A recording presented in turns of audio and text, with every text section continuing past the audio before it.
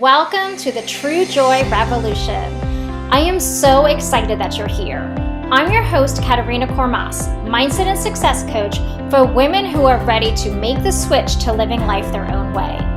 Each week, I'll be bringing you inspiring conversations with women who have courageously stepped out of their comfort zone, overcame their fear, took bold action, and embarked on a new journey to transform their lives.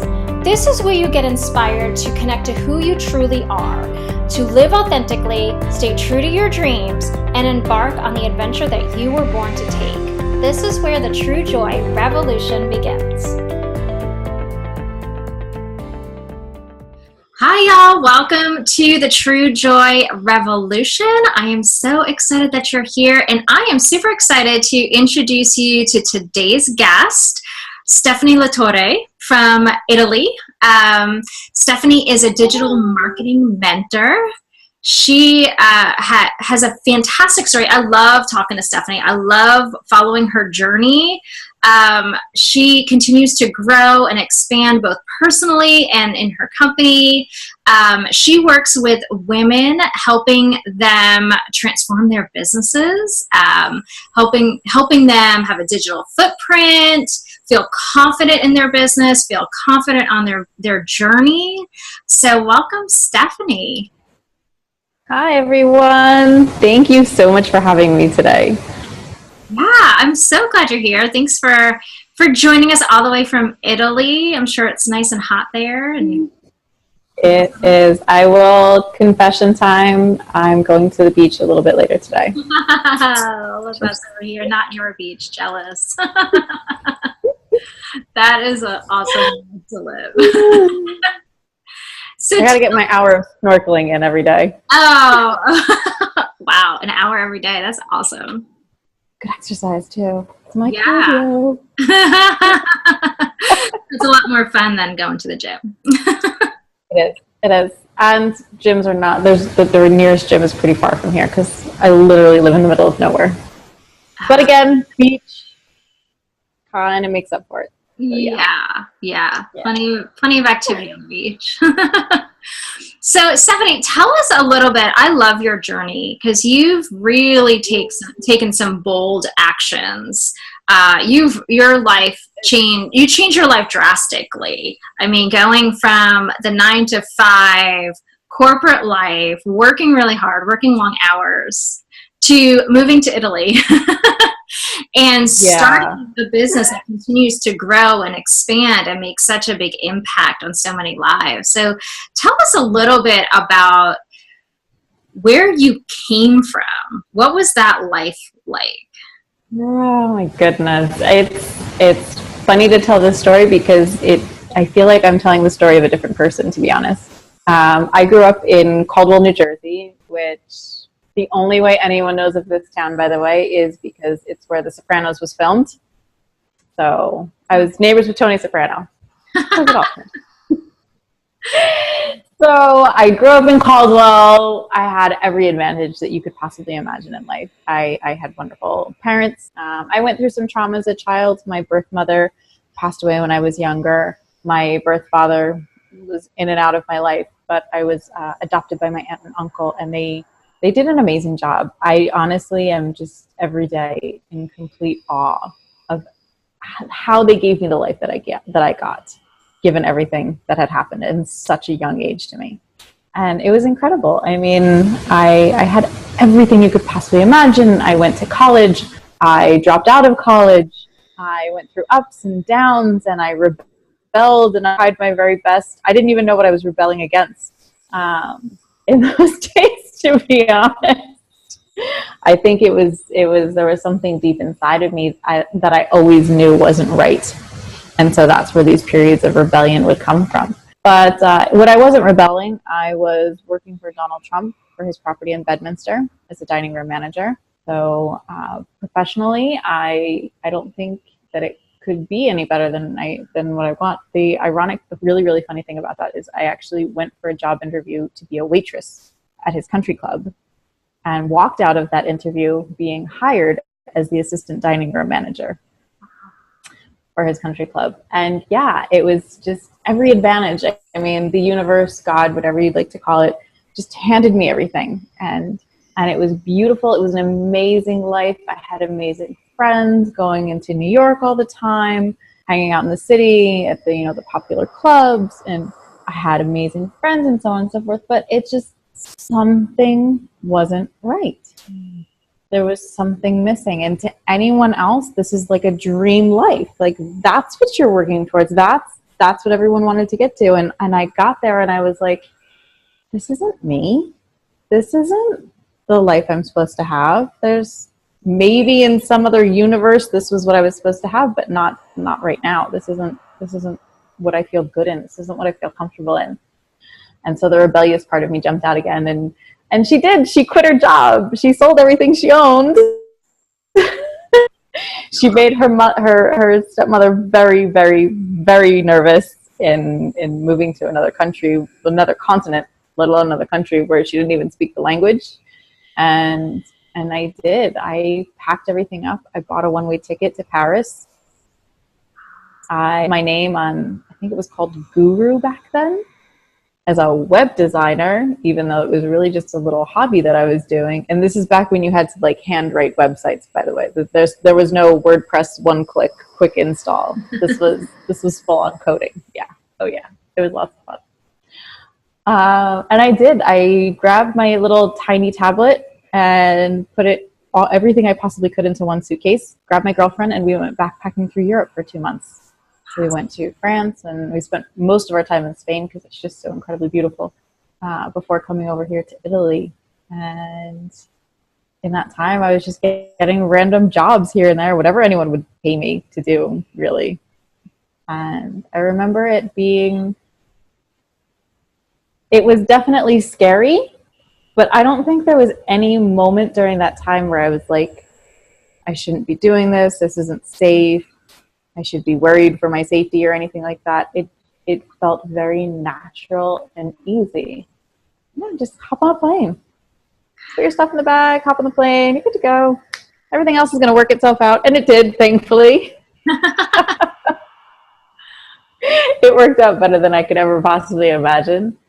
And we eventually made our way down here to this town of San Nicolò, Capo Vaticano, which is where my family is originally from, on my birth father's side.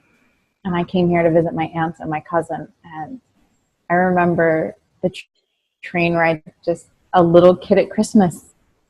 I can't believe that this place even exists. I could never imagine such a beautiful place. And then I arrived here, and I was a little bit mad at my father for not telling me that this was such a beautiful place and had such a beautiful beach. I was a little annoyed at that, but I got over it very, very quickly. And my first few days here were just like living in a dream. And they probably still are, but those first few days were just magic to me. Wow. Yeah. Complete life transformation. That's how it started. Yeah. I mean, that's a journey. I mean, that was the journey, not just changing your life on the outside, but stopping and listening to what was going on inside, and actually being able to realize that there was a struggle going on, and it was because what was happening outside wasn't reflecting what you really wanted inside. No, I think my life in America really wasn't about doing what I wanted. And even though everyone was saying, well, Stephanie, what do you want to do? They would then follow up with that with, well, you can do this, this, or this. And it was like, those are my options. You can either live here and work here, or go to school here, or study this, or do that, or date this person, or not date this person, or spend this money, or do this, or don't do. But it was never ask the question and let me think for myself.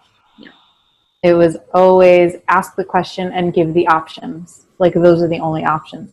So I spent all of my life doing what other people told me to do and wanted me to do, not what I wanted to do. So that's, again, where the rebellion kind of came in a little bit. And I stopped listening to everyone. And there's still some people that won't talk to me because I did that. And it's okay. Yeah. How did you come to that? How did you go from listening to everybody to making the switch to being like, I have to be okay with my own decisions? It was honestly, if I'm being completely honest, it was made out of anger. I hit that wall. I hit that place of anger where I couldn't do it anymore. My body was physically incapable of doing that anymore. I was constantly sick. I was constantly miserable. And I woke up one day and I was like, you know what? I'm done. I'm done with everyone. I'm sorry, but, and I can't say that I necessarily did it with the most grace and talent of the world. Yeah, but you did what you had to do. I had to. And clearly that's what I was supposed to do. I mean, obviously that was my journey. That was the path I was supposed to take. It was definitely scary for me to go against some of these people that I thought were, you know, they're your friends. You've known them since birth. They're supposed to be your circle. And to sit there and breakable, it was, I think the thing that finally pushed me through it was just physically not being able to do it anymore. Just saying enough. And I think, you know, anyone who's on a similar path or in a similar situation, you have to understand where your limits are and what you are willing to accept in your life. You know, my life is not all roses and rainbows now. I'm married, I have a family, I have nieces and nephews that are here all the long live day, and I have lots to cook and clean and so on and so forth. And, you know, so there is still that circle. It's a circle that we work together, essentially. I like that. I like that. You know, you talk about boundaries, because a lot of people don't know how to say no, right? No is really hard. Especially, like you said, you're around people that you respect and that, you know, they're your family and they're supposed to be your support circle. But sometimes you can't please everybody. Everybody comes from their own place when they're giving their opinion or their thoughts. And so they're putting their fears onto you. But it's so hard because you want everybody to support your decisions and what you do, but those boundaries are so important, or you are going to burn out, get angry, and resentful. Yeah, and I think some of it comes from it too, is, at least in my case, I was always wanting to support them as well. And so I thought that in order to support them, I just had to yes them and whatever they wanted, okay. Because that was what was going to help them. What was going to help them feel better. And these are people that I had grown up. I was conditioned to look at them as the authority figures. Mm-hmm. So it was always that idea that I was brought up that way, that I had to help them. I had to do whatever they wanted because that was how I could support them. And then I did kind of look up one day and say, that's not supporting them. That's not helping them. That's not helping me. And that's not helping the world. I mean, there are so many things I look back on now that, and I understand that this is my journey, so I don't regret any of the decisions or experiences that I went through, but I do look at that and say, if I had stood up for myself when I was 19 or 18, how many more people in the world could I have helped? Like, how many people right now are going through something that maybe I could have helped them with, and they wouldn't be in that situation. Mm-hmm. But that's butterfly effect. So yeah, I'm not getting too crazy in there yet. Yeah. So tell us a little bit about, so you finally set your boundaries. You went off. You did amazing. Like, I'm just gonna pack everything and go to Paris. Great. One-way ticket, done. Along the way, what was that journey like? What did you discover about yourself? The biggest thing I discovered about myself is my courage. And that is something that I've noticed that not everyone has. And I've seen that in a lot of people where they come to me like, yeah, you know, I've always wanted to do this, but, you know, it's not going to happen. Why? Just do it. Go for it. If you really feel that strong about it. That's one thing that I discovered about myself is, since this transformation especially, when I see something in front of me, I know myself well enough to know, yes, I could do that, or I'm not ready for this. And the courage to, when I see the things that I'm ready for, to go after them and do them. I'm starting meditation teacher training in November again. No clue why. Kind of relating this to moving to Italy. Still not sure why, but gonna work out in the end anyway. But yeah, it's looking at things and trusting myself enough and having the courage to say yes to things when they come across, because there's so many opportunities that come to people. I mean, I get at least 5 times a day a message from someone or a sign from something or an email, an opportunity, an offer. And I can just imagine how many times I would have just looked the other way or not even paid attention to them. Whereas now I recognize them for what they are, and I can choose to take advantage of them or choose not to, but at least I can see them in front of me. That's awesome. Yeah, being open to what's coming at you and knowing that you can have so much more because it's all in front of you and being offered to you. That's awesome. That's awesome. Yeah. So tell us a little bit, because you got to Italy and you started your business. You just gonna make it happen. But I did. How did you? Go ahead. Oh no. How did you started the business, but how did it grow to what it is today? Because we were just talking before this interview about how your business, I mean, I've known you for over a year, and your business has evolved and grown, and you were okay with starting something and being like, this isn't right. No, I'm not going to do it. And I think a lot of women and a lot of people in the world don't realize, like, you have a dream and you have a vision. You think once you achieve it, it's done, but you forget that you evolve as you're going through it. And so your visions change, your dreams change. You see those new opportunities given to you and you're like, I didn't even know that was an option. Wait a minute, I want that now. So how has that played a role in the growth of your business? So going back to the beginning of my business, it didn't start out full time. It started out very, very part time. I was still, even when I got here to Italy, I started working at my cousin's pizzeria, and that's kind of where I learned Italian. And then I went to Rome for a little bit. So my business was always half of my income, and half of it was dependent on other sources of income. And I did that for a couple of years. And I think part of the reason was I wasn't committed enough to my business mentally. Like I wasn't sure of it 100% yet. And one day, by that time I had met my husband, and we had moved in together, and I was working in a gelato shop. And this is so funny.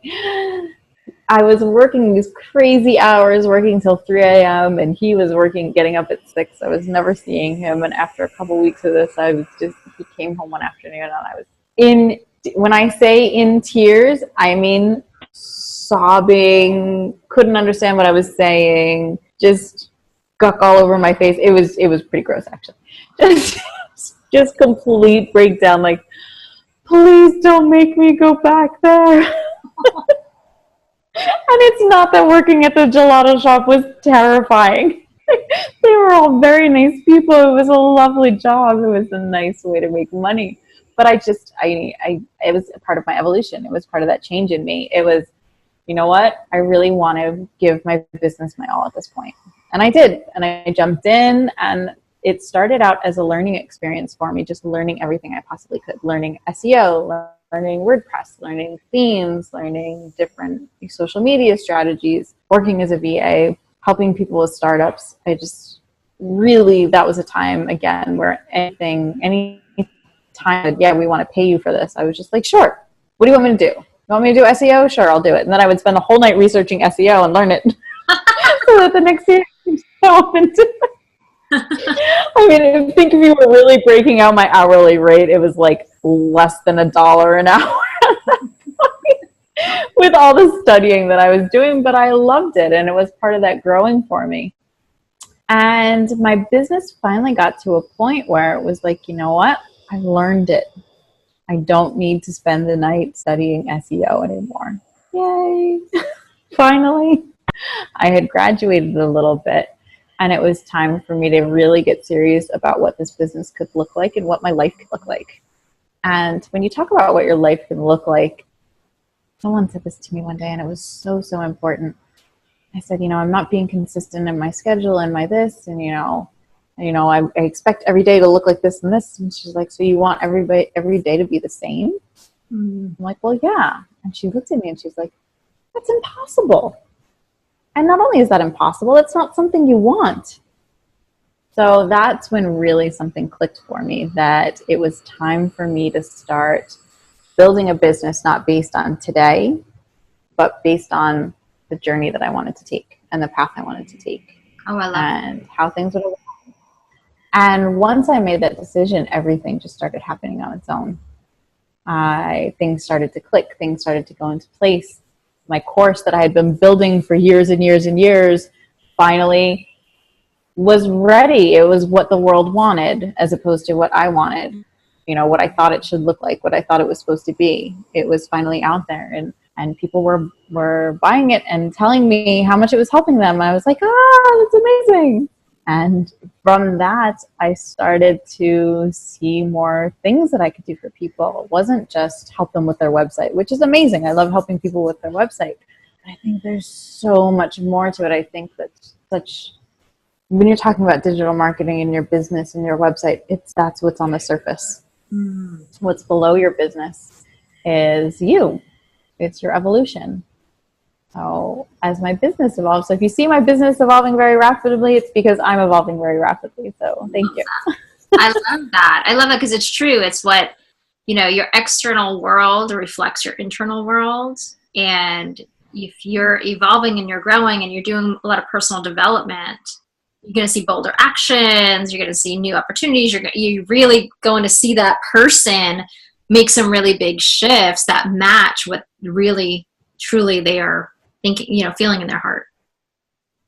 Yes, definitely. And that's why I think it's so important I start my day with me. I start my day, I wake up, I brush my teeth, I splash some water on my face, I drink a glass of water, and I head into this lovely little woman cave / office of mine where I have yoga mats already ready, and I turn on my yoga video and I start with yoga, start with meditation. I go into reading. Right now I'm very into the Gita and the Vedas. I'm getting into the Vedas a little bit too, so exploring some of my spirituality there. And my journal and a healthy breakfast. And so my day starts with taking care of me as best I possibly can before I start doing dishes and before I start answering emails and social media.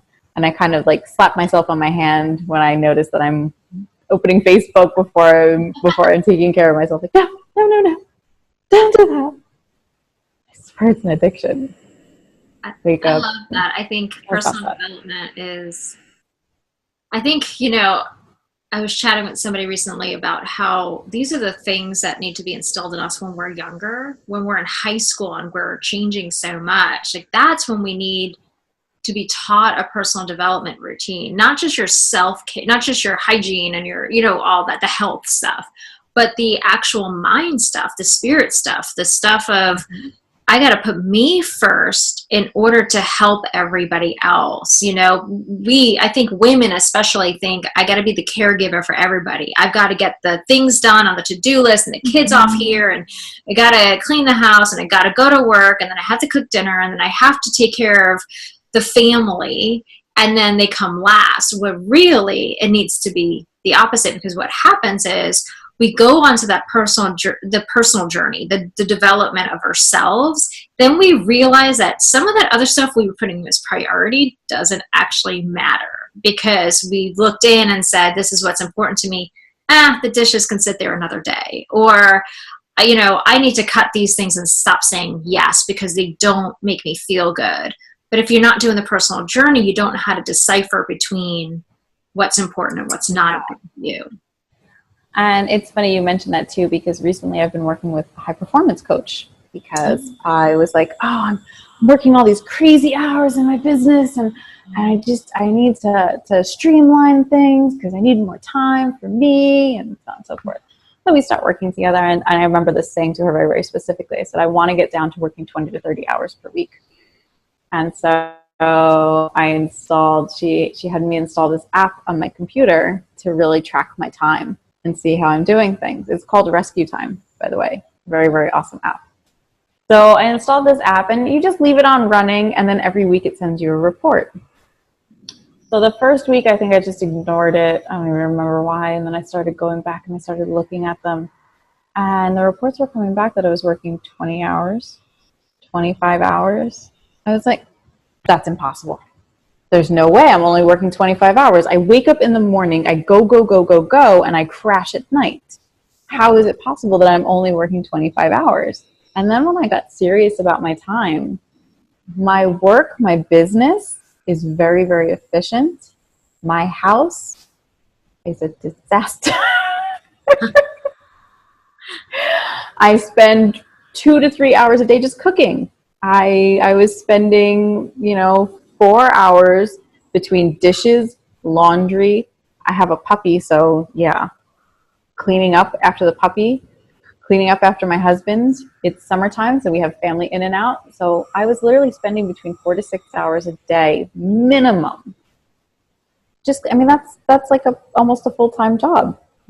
Once you add in the actual weekly time that you're actually cleaning the house, my 40 hours a week wasn't going towards my business. It was going towards my house. Wow. Wow. I cut some out. I cut some of that time out, and I'm going to the beach instead. Got some plastic paper cups and plates, and yeah, we're good to go. That's a great time assessment, though, because that's where we get the most stressed, is that we feel like we don't have enough time, but not knowing where you're spending your time is so key. I mean, if you don't know, if you assume you're spending so much time in one area and you're really not, you're not really knowing how to balance it or cut things out or know when enough's enough.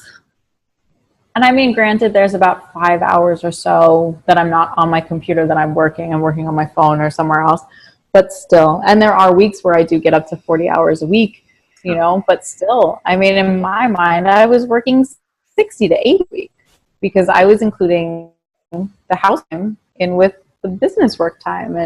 And once I separated those two, it changed things for me. It really did. Big perspective shift right there. Yes. That's awesome. Revolt. Revolution.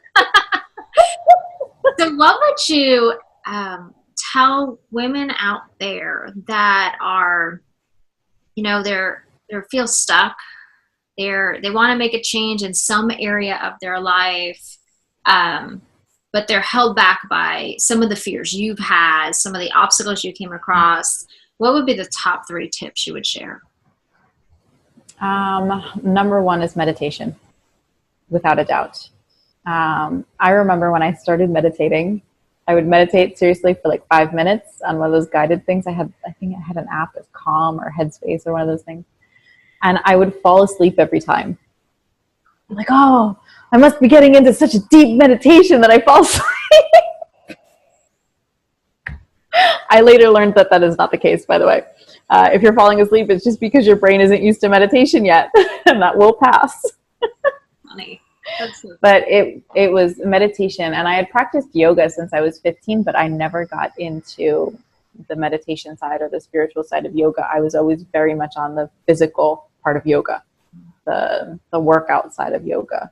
It helps how my body felt, but I didn't even realize how much more there was to it. So the meditation for me, yoga is important, absolutely, or having some sort of practice like that, I think is very, very important. But for your energy, for your own self.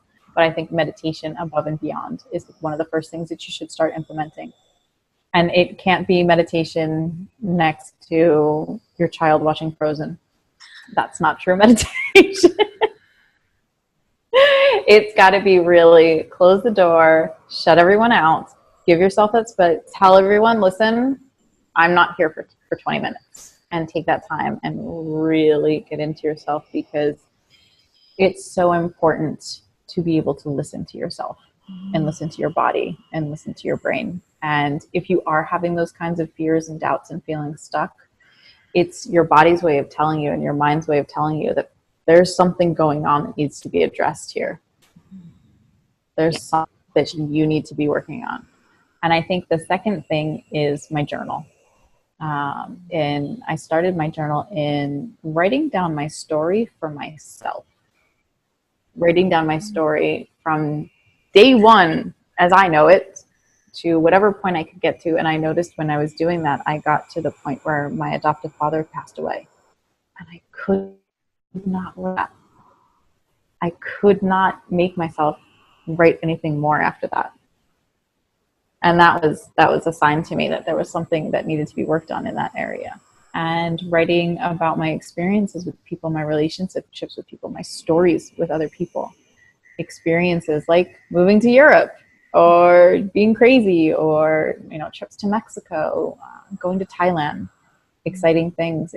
Rewriting my story in my journal was a huge, huge help. And it started to open the gateways a little bit for me to be able to journal about, okay, what's going on in Stephanie's mind today.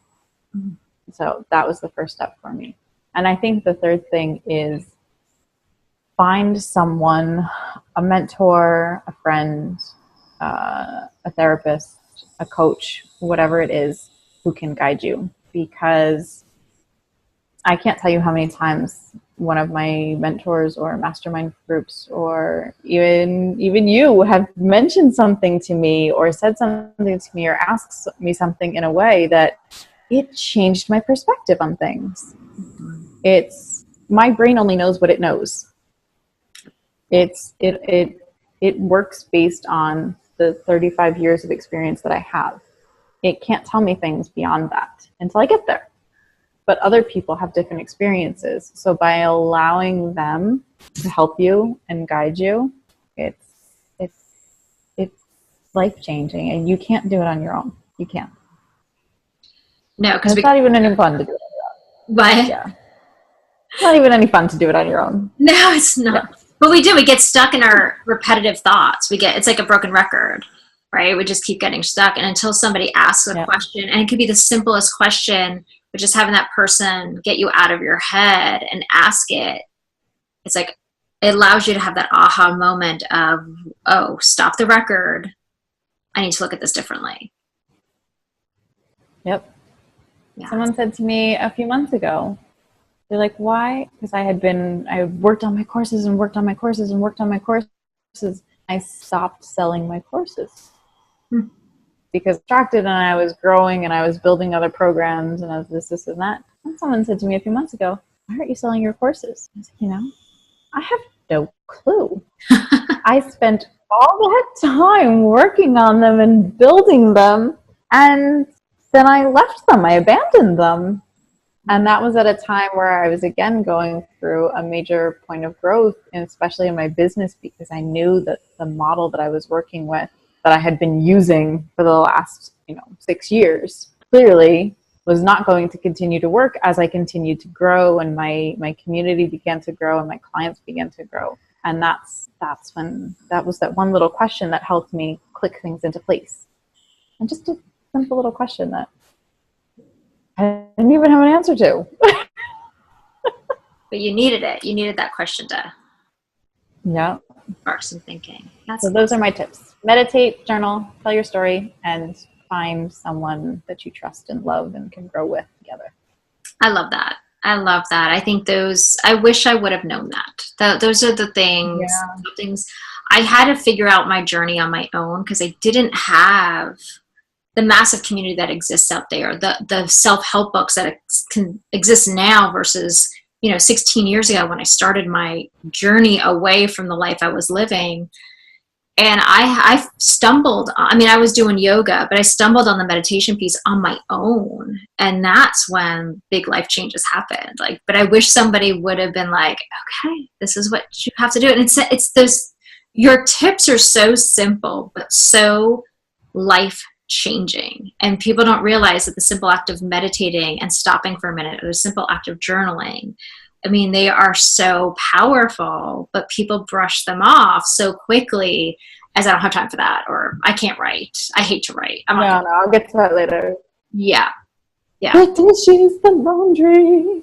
Yeah. But the constant. This is me. I swear they never end. They never end. I did the dishes 10 minutes ago, and then bam, there's more dishes. Oh, dishes. Dishes are my least Gremlins bringing them out of time. They're going out there and dirtying up your dishes. So funny. But it's true. Isn't it nice to escape your dishes by meditating? I suppose I love my woman cave. Yeah, that sacred space is so important. I've got my couch. Yeah. I mean, my husband and I are extremely fortunate. We have this amazingly gigantic house that was part of his family. So we have 4 bedrooms. So really, I mean, I've got space for anything, but I know a lot of people, they don't necessarily have an entire room that they can dedicate to themselves. Grab a closet. Oh, yeah. Grab a curtain and divide the room in 2. Whatever you've got to do, just give yourself that little space. I have a friend that has a God, she calls it the God closet. That's where she goes to pray and meditate. And it's a closet into her own sacred space. She has her affirmations up and her prayers up. And she's like, I swear you can go on Pinterest. Oh, I'm sure. If you go on Pinterest, you'll find like 10,000 ways to convert a hammer into a woman cave. Well, and it doesn't even have to be closed off. Like when I lived in a 1-bedroom apartment, there was just a section of my living room that had my meditation pillow, and that was just, it was just decorated in a place that, like, in a way that, I was only 2 feet away from like the television and the couch, but it was just my sacred space and it was overlooking the balcony. So you can do it any which way, bring in your own decor and make it comfy as possible. Grab one of those big giant cushions from Pier 1. Do we still have Pier 1? I miss Pier 1. We still have Pier 1 over here, yeah. So funny. I love Pier 1. Well, awesome. Anything else you want to share with the world? I would say I come across a lot of female entrepreneurs that come to me and they have something that they want to do, or they have a website, or they have a product, but there's always something off about it. They're like, it doesn't work. I had a woman come to me and we did her website for her and she wrote the content. She gave me the layout and the design and I did it and we got on there and she's like, I don't like it. But what don't you like? Like, I don't know, it doesn't work. Okay, but what doesn't work? We got into this repetitive loop and I think, she never really got to the base of what it was that she didn't like about her website or her business or her this or her that. And really the fact of the matter was she needed to do some more work within to be able to express herself the way she wanted to express, because that's really what she wasn't liking. She wasn't able to express herself the way she wanted to express herself. So I would say my big advice for you guys today is whatever you think the problem is, it's generally not the problem. So go find whatever the problem underneath that problem is, because that's the one you need to work on to fix the one you really want to fix. Absolutely. I love that. I love that tip so much. It's true. It's true. What you're harping on and worrying about is not really what's bothering you. There's always an extra layer under there somewhere. Yeah. Your mind is like the universe. They're not just going to tell you. They're not going to give you the easy signs. Like, go here. This is not Google Maps.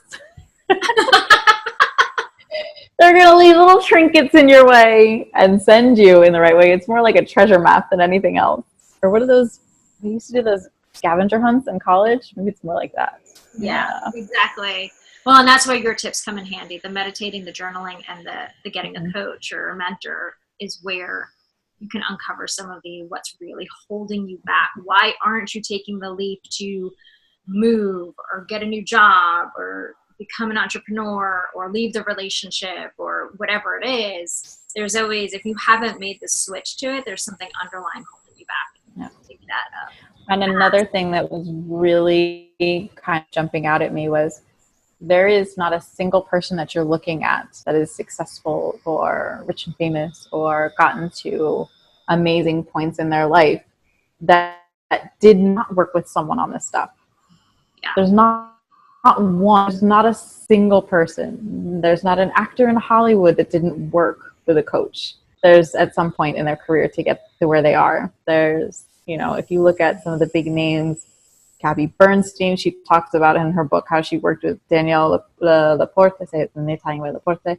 She's worked with everyone. She says it in her books that she's worked with everyone under the sun. So there's no reason for you to feel like you shouldn't open up to someone or you shouldn't go. Like, that should actually be something that, if you have that thought in your head, that you should be doing it if you're not already working with someone. Yeah. That should be the green light for you to go do it. You're ready. Like, There What was are you waiting for? yeah, there was a quote on Instagram I posted, I saw and reposted because I loved it. And it was about, I'm paraphrasing here, but you're willing to spend $100,000 on a college education to go into debt and student loans for a college education, but you're not willing to spend a couple of $1,000s to invest in yourself. And that it just, exactly. Yeah. You're willing to get an education for knowledge, but if you don't work on yourself, you're really not going to be successful. So if you're willing to spend that money there, spend it on yourself. So yes, I love that. It's true. All the big people that we admire have all had coaches to help them. We all need help. All of them. I have a coach. I have a mastermind. I have a few of them. I wouldn't know what to do without it. It is that support, going back to your original, what you started with, is that if people in your life are not supportive, you need to go out and surround yourself with the people that are going to support you and push you to be better than you are. So it doesn't have to be your current family and friends, but if you can surround yourself with women or a group or whatever that supports you, then you can see yourself move forward.